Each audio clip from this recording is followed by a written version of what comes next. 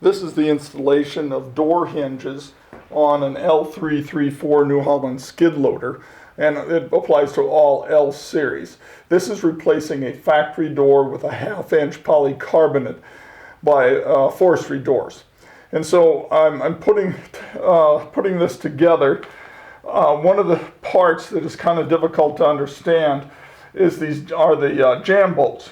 This is a jam bolt. You can see it's a threaded bolt but smooth on top.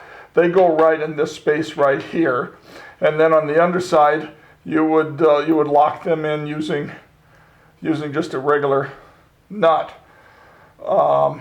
You'd think there'd be washers there, but they don't call for any washers. So I'm going to bring it around so you can see where exactly that goes on the upper hinge.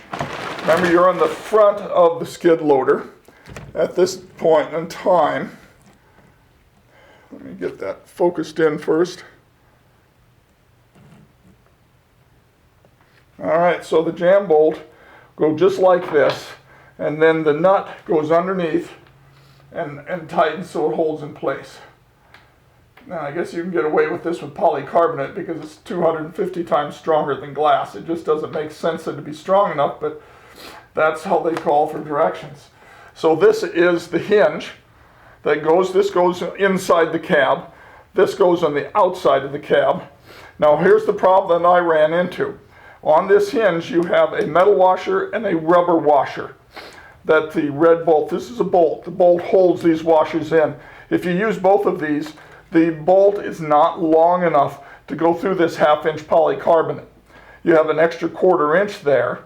And so I had to lose one washer, and what I did is I lost the rubber washer that connects right in there. Remember, you've got this square rubber washer right here that goes up against the hinge, and then you've got your glass in the space in the middle there.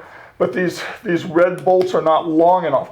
So I'm using just the metal washer, and that gave me enough thread so I could get a good connection onto it.